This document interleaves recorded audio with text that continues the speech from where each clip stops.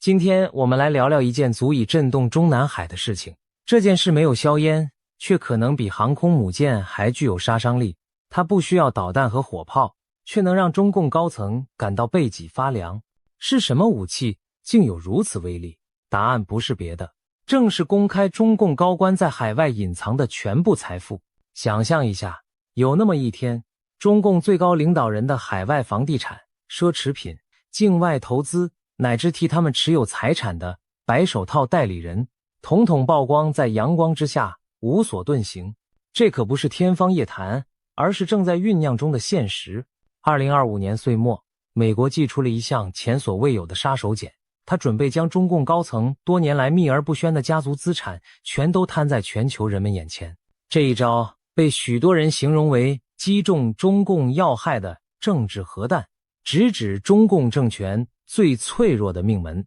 过去几年，美中对抗升温，双方在经贸、科技、军事等领域你来我往。然而，美国最新的一项举措却被分析人士称作对准中共阿基里斯之踵的一记重击。贸易战曾让中共皮开肉绽，科技战又断其筋骨，而现在这场资产真相战则直刺骨髓，动摇其统治根基。相比之下，什么航母巡航、飞弹演习都只是瘙痒，揭露权贵隐匿的惊人财富才是真正让中共高层夜不能寐的噩梦。到底发生了什么事呢？原来2025年12月，美国国会通过并由总统签署了一份新的国防授权法案。看似普通的年度军事预算法，却在不起眼处藏着一条极具杀伤力的条款。条款中规定，美国国家情报总监 DNI 必须在法案通过1年内，协同国务院及相关机构向国会提交一份报告，并在美政府的公开网站上公布中共领导层的财富详情。注意，这不是秘密简报，而是要在网络上面向全世界公诸于众。换句话说，中共权贵们苦心藏在海外的家底将被直接摊开在阳光下。这份报告要查谁的财产呢？法案写得明明白白，调查对象包括中共中央总书记，也就是党魁，现任的习近平，中共中央政治局常务委员会的全部委员、政治局常委，以及中共中央政治局的所有其他委员。也就是说，这将是一张直击中共权力金字塔顶端的调查清单，网罗那几十个真正统治中国的核心人物，一个都跑不了。而更令中南海心惊的是，调查内容的深度远非走过场，美国将动用强大的情报与金融监控手段，多管齐下，把这些年权贵们藏钱的手法彻底揭露出来。首先要清查的是资产项目，不管是现金存款、股票、债券等金融资产，还是不动产、公司股权、名车豪宅、黄金珠宝这些实物财产，只要那些高官及其代理人直接或间接拥有或控制，都在清查之列。其次要追查的是关联网络，这才是关键。中共高层鲜少把钱直接放在自己名下，他们的财富往往藏匿在亲属子女、情妇密友的账户里，或者交给所谓白手套来代持。因此调查范围特别点明，不仅查官员本人，还要追查他们的直系亲属、家族成员、商业伙伴，以及那些专门替权贵隐藏财富的白手套代理人，还有各种用来藏钱的空壳公司和离岸信托账户等等。再次则聚焦于海外持有，简单说，就是重点关注这些高官在中国境外拥有的资产，不论是在美国、加拿大、澳大利亚等西方国家，还是在瑞士、新加坡或开曼群岛等离岸金融中心，只要是他们的海外房产、企业投资、银行账号，全都囊括。最后还要调查的则是资金流向，也就是揭示这些年权贵们是如何利用复杂的跨国金融操作和洗钱手段，把庞大的资金偷偷转移出中国的，透过层层皮包公司、地下钱庄、假借投资贸易等方式洗白转走的黑钱，都要顺藤摸瓜，查个水落石出。说白了，这就像替中共高层来一次彻底的财产大扫除，把他们藏在海外角落的肮脏财富统统扫出来，晾在世人眼前。可以预见，无论是过去曝光于巴拿马文件中的那些离岸秘密账户，还是隐匿在纽约、伦敦、温哥华豪宅产权背后的空壳公司，甚至那些挂在亲友名下的顶级名车、游艇和艺术珍品，如今都不再安全。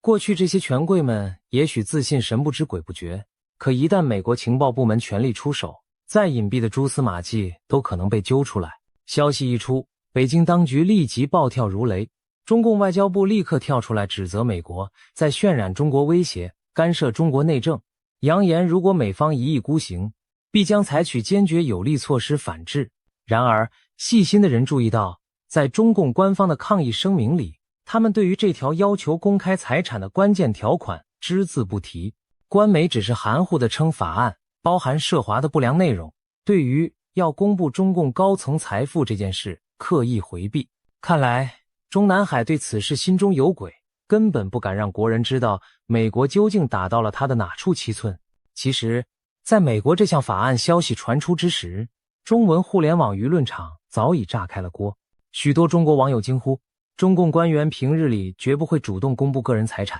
如今竟然要劳烦美利坚纪委、美国的纪检委员会替他们来做这件事。有人调侃说，原本最隐秘的家族资产，现在成了悬在头顶的反腐达摩克利斯之剑，透明度竟然要靠浅敌国体来实现。还有人直言，先公示，再冻结。更有甚者笑称，美国这下干脆当起中共高官的纪委书记了。这些调侃可谓一针见血地指出了要害。公示只是第一步，接下来呢，冻结、没收才是让贪官们心惊肉跳的后招。是的，美国此举的用意并不仅仅是让大家看看热闹，这背后实际暗藏着一整套后续组合拳。想象一下，当美国情报部门把中共权贵复杂的资金版图全都摸清，画成详细地图，未来若要制裁起来，就可以有的放矢，精准打击了。过去对中共的经济制裁往往是大而化之，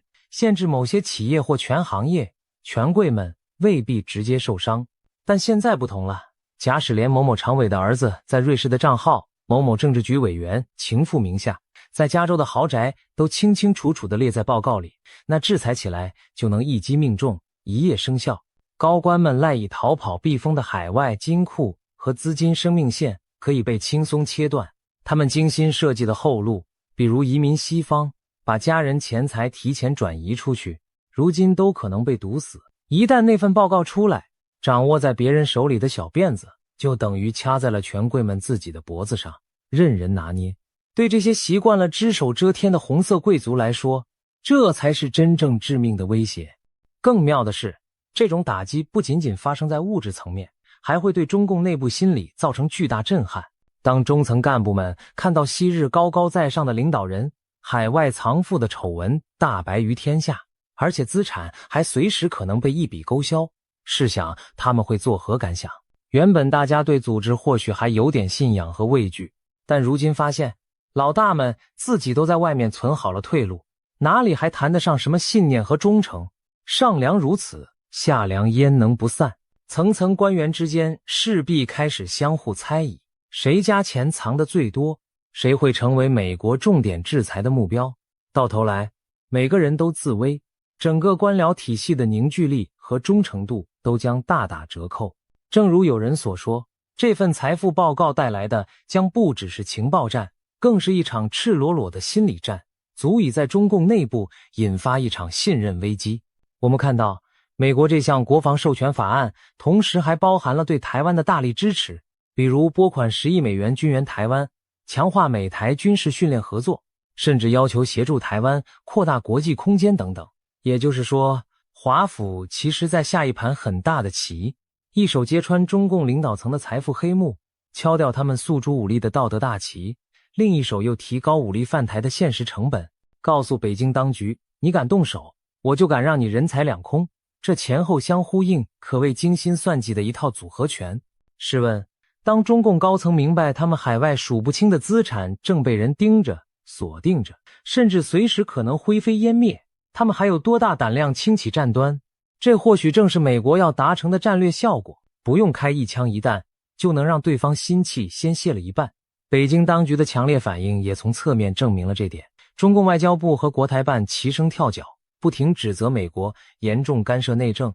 虚化一中原则等等，好像摊上了天大的委屈。但冷静想来，如果中共高官们真像他们标榜的那样，两袖清风，一心为公，又何惧他国来查？若是身正不怕影子斜，完全可以大大方方说欢迎监督，我们领导人绝无贪腐。然而他们敢这么说吗？恰恰相反，他们怕得要死，生怕老百姓知道真相。正因为此举直捣黄龙，击碎了中共苦心塑造的清廉政府假象，所以才令其恼羞成怒。对集权政权而言，最可怕的往往不是外来军事打击，而是让他的谎言被戳穿，让他的人民看清皇帝其实一丝不挂。真相有时比核弹更具毁灭性。那么中共高层到底隐藏了多少惊人的财富？这场即将到来的大揭露为何被称作核弹级的打击？要回答这个问题，我们得先拉开历史的画卷，看一看中共权贵们过去几十年是如何在暗中累积财富、转移财产，而外界又曾经如何掀开过几次冰山一角。了解了这些背景，再回头看美国此刻亮出的底牌，大家就更能明白其中的分量。现在就让我们一起抽丝剥茧，挖掘那些年藏在红色江山阴影下的秘密富矿。中共号称建立无产阶级的平等社会，但他的统治集团早已变成一个骑在人民头上的特权阶层。在毛泽东年代，高层生活相对简朴，因为闭关锁国，也没有多少机会转移财富。然而自改革开放以来，经济高速发展带来的巨大利益几乎都被权贵们暗中瓜分享用，形成了典型的权贵资本主义。这些红色权贵家族掌控着国家命脉行业，大举贪污受贿、权钱交易，将巨额资产转移到境外，为自己建立金钱帝国。正如邓小平当年所说，让一部分人先富起来。如今看来，这一部分人正是这些党内权贵自己。许多红色家族的财富积累速度令人啧舌，他们当中很多人把配偶子女早早送往欧美定居，被称为裸官。官场流传一句话，自己在朝为官，老婆孩子在美家。这几乎成了中共高官的标配模式，先把家人财产安顿在安全的海外，自己在国内捞够了，也好随时脱身。值得一提的是，这种将资产转移海外的风气不仅盛行于最高层，在中高层官员中也十分普遍。许多红二代、官二代干脆直接移民定居国外，充当家庭资产代持人。例如，前重庆市委书记薄熙来之子薄瓜瓜长期居住美国，出入豪车名校，过着奢华生活。前国家副主席曾庆红之子曾伟，早在2008年就斥资上亿澳元收购了澳大利亚的豪宅和葡萄酒庄。又比如前铁道部长刘志军的女儿刘珊，早早取得外国国籍，携带巨款移居海外。这类案例不胜枚举。可以说，一个庞大的权贵阶层早已为自己打造好逃生后路，只等将来风险来临时，他们便能远走高飞，继续在海外坐享荣华富贵。有些统计数字可以管窥一二。据中共国家银行2012年一份内部报告估算，自1990年代中期到2010年左右，约有18000名中共官员携带超过1200亿美元资金外逃海外。这还只是被发现的部分。美国国会的调查也指出，过去20年中国资金外流极为惊人。国际组织的研究显示，2000年以来，至少有1万亿甚至高达4万亿美元的资金通过非法或灰色途径转移出中国。这是个什么概念？1万亿美元相当于整个中国一年的出口总额，4万亿则接近中国一年的 GDP。 有人经济学者估算，如果这些流出的巨额资金能够追回，并平均分配给14亿中国人，每人至少可以分到数千美元甚至上万美元的财富。那意味着本可让无数贫困家庭脱贫、改善民生的钱，却被极少数家族侵占，成了他们的私人金库。难怪有人感叹，中共统治下的中国其实是少数家族在坐拥财富，多数百姓在背债务国家表面的繁荣，建立在权贵疯狂敛财和资本外逃的沙丘之上。那么，中共高层到底多有钱？由于官方从不公布，我们只能透过一些外泄的资料和调查报道来窥见冰山一角。2012年，西方媒体率先给出了震撼的一击。彭博新闻社当年报道，时任国家副主席的习近平家族近亲透过各种关系网络，累积了至少 3.76 亿美元的资产。同年稍后，《纽约时报》发表长篇调查，披露时任总理温家宝的直系亲属在金融、地产等领域攫取了至少27亿美元的巨额财富。要知道，温家宝给公众的形象一向是清廉朴素，被称为温和的人民总理，但他家族幕后掌控的资产竟达数十亿美元，令人瞠目。据《纽约时报》的调查，温家宝的90高龄老母亲名下赫然出现一家金融投资公司的股份，价值高达1亿多美元。温家宝的夫人张贝丽长期从事珠宝玉石生意，被业界称为钻石女王，也积累了巨额身家。而温的儿子和女婿则利用温家势力，在银行、投资领域攫取难以计数的利益。也就是说，一个表面清廉的领导人，其家族财富竟已富可敌国，令人瞠目结舌。消息一出，中南海勃然大怒，立即封锁了这2家外媒的中文网站，并禁止国内任何转载讨论相关内容。敢于揭秘密皇室家产的记者成了中共的眼中钉。然而，纸终究包不住火。2014年，国际调查记者同盟 ICIJ 通过大量离岸金融文件的泄露，发布了一系列报告，揭露了中国权贵利用海外公司藏钱的普遍现象。文件显示，至少有数十位中国高层权贵和红色权贵家族成员在英属维尔京群岛、新加坡等地注册空壳公司，把资金转移其中。例如，习近平的姐夫邓家贵就在离岸天堂开设了地产公司，前总理温家宝的儿子、女婿也分别拥有 BVI 离岸公司，前国家主席李鹏的女儿和女婿透过境外公司持有香港和海外的巨额资产。曾庆红之子曾伟、曾庆红之弟曾庆怀，还有前政协主席贾庆林的女婿李伯潭等人，也都出现在离岸公司注册名单中。这些曾经隐秘的关系随着文件泄露而浮出水面，一时间权贵外逃潮，中国权贵离岸资本成为国际新闻热词。虽然中共再次封锁相关消息，但木已成舟，世人已明白中国统治阶层的财富版图早已伸向全球。接着2016年举世震惊的巴拿马文件泄密，更是直接点燃了中南海的恐惧。巴拿马文件中包含大量离岸注册资料，牵出了一长串中国权贵及其亲属的名字，从习近平的亲属到曾庆红、张高丽、刘云山等前政治局常委的家族都出现在名单中。据称，中共最高领导层里有至少8位现任或前任权贵家族出现在这批离岸公司客户档案里。消息传开后，中共当局采取了史无前例的网络审查行动，互联网上巴拿马一词被全面屏蔽，境内媒体被严禁报道，一些转发相关资讯的维权人士还遭到拘留。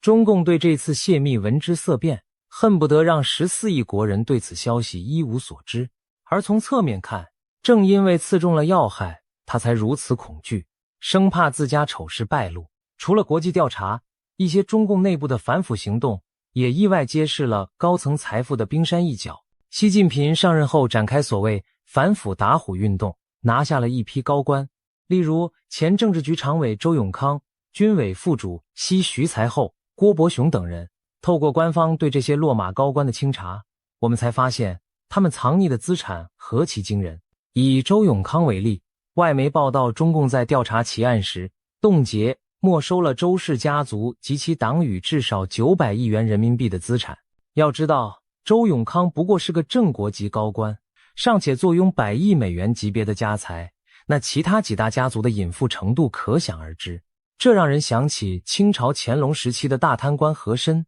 据传和珅被抄家时超出白银8亿两，折合当时清廷15年的财政收入。然而和珅贪腐一生囤积的财富，与今天动辄数十亿美元计的中共高官家藏相比，恐怕都要相形见绌。再比如徐才厚、郭伯雄两位军中巨贪，被抄家时家中现金堆积如山，黄金成箱，一度用军用卡车才运得走。这些案件的细节固然耸人听闻，但值得注意的是，中共的反腐行动始终是一种选择性揭露，它只曝光被整肃对象的财富，却从不触及在位者的资产，更不建立任何长效透明机制。因此，哪怕抓了再多贪官，老百姓依然不知道现任领导们到底多富有，这依然是个不能碰的黑箱禁区。为了维护这个黑箱，中共甚至不惜镇压任何要求透明的呼声。在2013年前后，一批中国公民运动人士曾公开呼吁官员财产公示，他们在街头举牌，和平请愿，希望政府立法要求官员申报并公布财产。结果，中共当局迅速将这些倡议者逮捕入狱，判以寻衅滋事等罪名，要求官员公开财产。在正常国家是理所当然的反腐措施，在中国却成了触犯当局逆鳞的禁忌。与此同时，世界主要民主国家早有官员财产公开的惯例，例如在日本，每一位国会议员和内阁大臣都需定期向社会申报个人财产。前不久，日本经济安全保障担当大臣高市早苗公布了他的资产清单，内容详细到银行存款余额、股票持有数量。这一消息传到中国网络上，短短时间就收获了数千条大陆网友的留言，大多是赞叹和羡慕。有人感慨，人家的部长几套房产、多少存款都敢公开，我们的官员行吗？还有人说，若是中国官员也这样公开财产，老百姓做梦都能笑醒。这些质朴的声音映射出中国公众对透明的渴望，以及对自家官员的不信任。可见，若要让贪官暴露家底，简直比要他们命还难，因为他们深知，一旦公之于众，自己的末日可能就到了。正因如此，长久以来，中共高层的海外资产犹如一座巨大的冰山，隐藏在波涛下而不露真容。其实，中南海自己对家底也心知肚明。有红二代成员私下透露，过去20-30年来，中共红色家族以及他们的代理人、亲信所输出的海外资本总额估计高达20万亿美元，这是个几乎无法想象的天文数字，远远超过中国一年的 GDP， 也超过美国的年度联邦预算。这些资产表面上属于个人财富，但实际上大量渗透进了西方金融体系，变成中共对外渗透统战的经济筹码。随着钱滚钱，红色家族们将资金投向海外，收购资源、企业股权，扶植代理人渗透西方社会。这笔钱成了中共对外扩张的弹药。不少红色资本透过复杂股权渗入华尔街投行和硅谷科技公司，也有的借助商业合作拉拢外国政要。可以说，这些年西方国家一些莫名其妙亲共的声音背后，往往都站着红色家族的金钱魅影。然而也有人戏言，这20万亿美元如今反倒成了中共的阿喀琉斯之踵，一旦东窗事发，这笔红色家族们的共同财富将成为压垮政权的最后一根稻草。最近就有消息传出，一些中共太子党大佬对习近平日益不满，指责他犯下2宗罪：一是借反腐打击异己，砸了既得利益集团的饭碗；二是抛弃韬光养晦，奉行战狼外交，激怒西方，导致中共面临空前制裁风险。红色家族苦心经营的海外财产岌岌可危。据说，多位红二代正在酝酿联名上书，准备在中共下届党代会前逼习近平交权。理由之一正是要保住他们在海外的庞大资产不被冻结。当然，这些内幕传闻无从证实，但至少反映出一个现实：中共内部对于海外家产危机确实高度焦虑。以温家宝家族为例，《纽约时报》报道指出，温家宝的老母亲，一位普通老太太名下竟持有一家金融投资公司巨额股份。温家宝夫人张贝丽经营珠宝生意，人称钻石女王，身家丰厚。温家儿子也长袖善舞，在商界利用家庭背景攫取了大量利益，由此勾勒出中共所谓清官家族实则富可敌国的真实图景。再看习近平家族，彭博报道披露，习近平的姐姐齐乔乔和姐夫邓家贵通过诸多离岸公司持有价值数亿美元的房产和投资。习近平的女儿曾化名在美国哈佛大学留学，其生活细节极为低调神秘。这些资讯当然无法在中国境内公开讨论，而习近平本人对家族财产从未做出任何说明。现在，情况终于出现了戏剧性的变化，多年遮遮掩掩的皇帝新衣即将被扯个干干净净。当美国公布那份重磅财富清单的时刻，中共权贵们将首当其冲地迎来一场信任和声望的崩盘。事实上，不用等到公布日，消息风声传出的这段时间，他们已经如坐针毡，夜不能寐。从过去的案例看，每当类似资讯泄露，普通中国民众都会极度震惊，继而爆发出对特权阶层的愤怒与质疑。更何况这一次的规模将前所未有，14亿中国人一旦知道自己的领袖们在海外坐拥亿万资产，将会怎样想？那些年被他们奉为圭臬的廉洁神话恐怕会顷刻破灭。上面是好的，只是下面贪的自我安慰也将不攻自破，取而代之的是对整个统治集团的彻底幻灭。可以预见，中共最担心的场景即将出现，人民会开始仇恨欺骗了他们几十年的党，甚至可能出现要求追究责任、彻底改革的呼声。对集权者而言，这才是真正致命的危机。内部神话破灭比任何外部敌人都更可怕。这也是为什么我们说这一纸财富报告的杀伤力比一艘艘航母还大。面对这场财产揭露风暴，中共高官们又能有何对策？他们或许幻想过将资金紧急转移他处，但如今全球金融体系下，这谈何容易？美国和西方各国对洗钱和非法资金流动的监控日益严格，大笔转账极难避人耳目。传统的离岸避风港已不再保险，至于转向俄罗斯、中东等所谓金融净土，更是风险重重。那里既缺乏安全稳定的投资环境，又未必愿意充当中共权贵的保险箱。何况美国的情报天网早已撒开，他们任何试图转移资产的动作很可能正落入别人的监视视野中。可以说，现在对于这些权贵而言，已是进退失据，避无可避。再狡猾的狐狸也难逃猎人的眼睛，等待他们的只有两条路，要么束手就范，任凭命运审判，要么铤而走险，做最后的困兽之斗。当然，我们还无法完全预知这份报告公布后的连锁反应。中共很可能会采取更严厉的舆论封锁，企图继续欺瞒国内民众，也可能疯狂反扑，把这说成是境外势力造谣抹黑，甚至转嫁矛盾，煽动民族主义以转移视线。然而，谎言终究掩盖不了真相。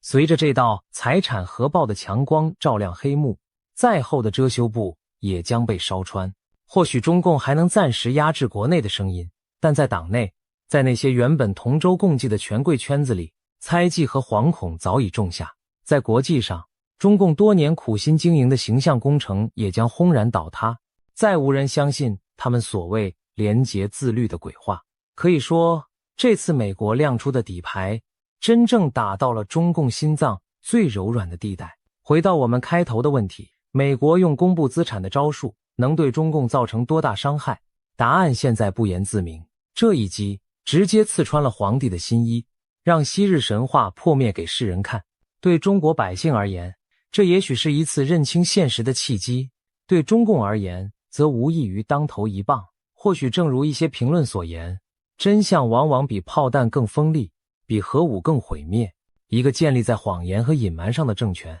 最害怕的就是让人民看到真相。当无所遁形的那一刻到来，他们还能拿什么继续欺骗下去呢？如果说以往中共还能靠民族主义和谎言苟延残喘，那么如今这颗财富核弹的引信已被点燃，等待它的很可能将是一场前所未见的内爆。至于这场风暴会如何演变，我们将拭目以待。可以肯定的是，无论结果如何，中共高官们引以为傲的护身金山正在变成他们脖子上的枷锁。曾经的一张张瑞士银行存单，如今化作一根根高悬的达摩克利斯之剑。正义也许会迟到，但绝不会缺席。多年藏污纳垢的角落，终于迎来阳光普照之日。对于饱受欺压的普通中国人来说，这也许是个打开牢笼的契机；而对作恶多端的贪官们来说，则是他们最深的噩梦成真，无所遁形。这个我们期待已久的时刻，现在正一步步走近，让我们静候历史揭晓的那一刻。